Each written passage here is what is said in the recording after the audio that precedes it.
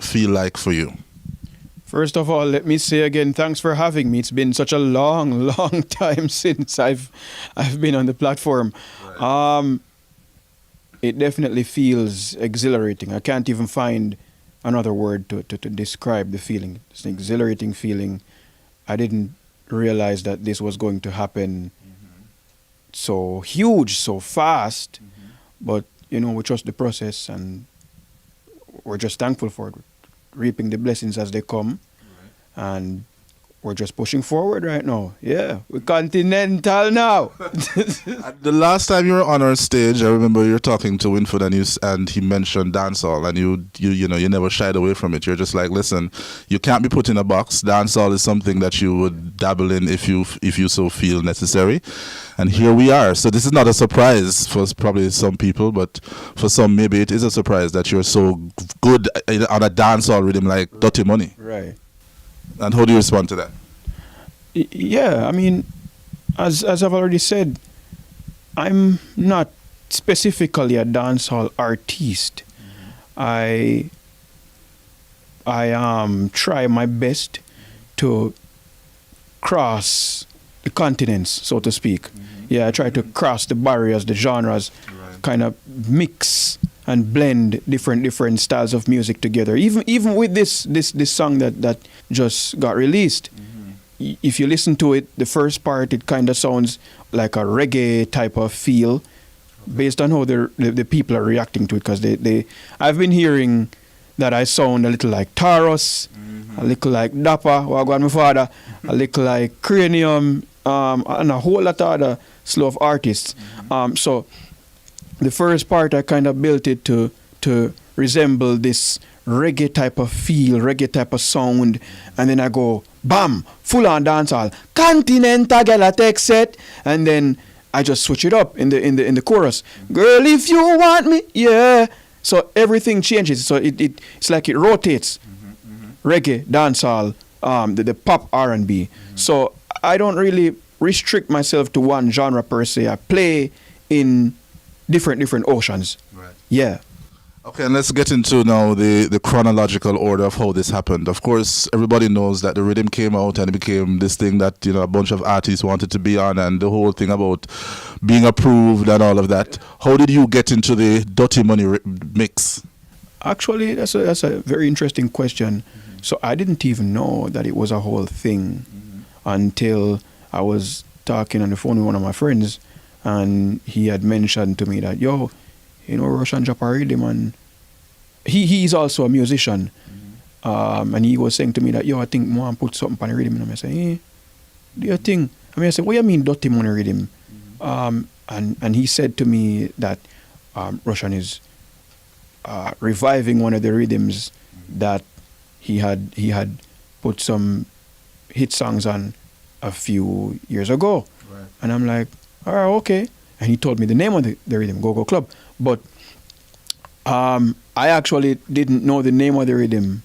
I thought it was a different rhythm.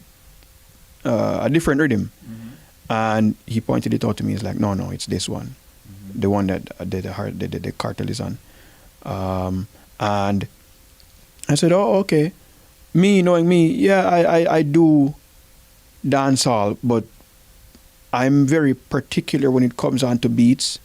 And based on my memory of the older beat, it didn't really click with me because I'm going off the vibe, the feeling of the beat. It sounded very plain, well, except for the intro. That little whatever that is.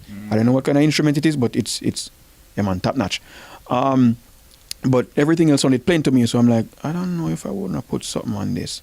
And then fast forward a couple of days after that, I was talking to my uncle, my father kid. I was speaking to him, and he mentioned to me, I go up on the Russian rhythm, my lad. And I started really sitting down, thinking about it, and I'm like, let me see if I can do something. And then literally after that conversation, I went on YouTube, and funny enough, I just started seeing the songs pop up with different artists. Right. And I started seeing the bloggers posting about it. And I'm like, oh, it's a whole thing. And then I saw the thing about the authorization and all of that.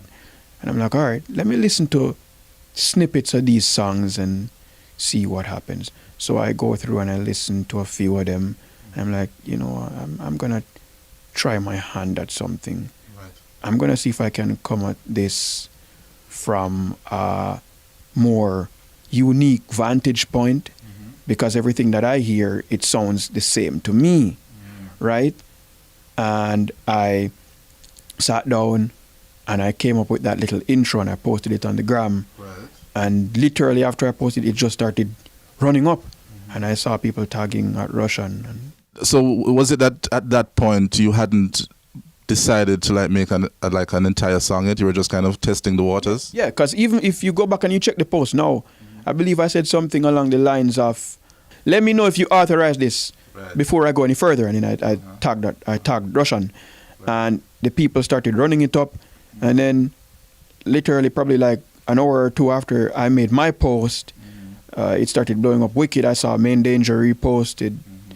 And people were going crazy under the Main Danger's post.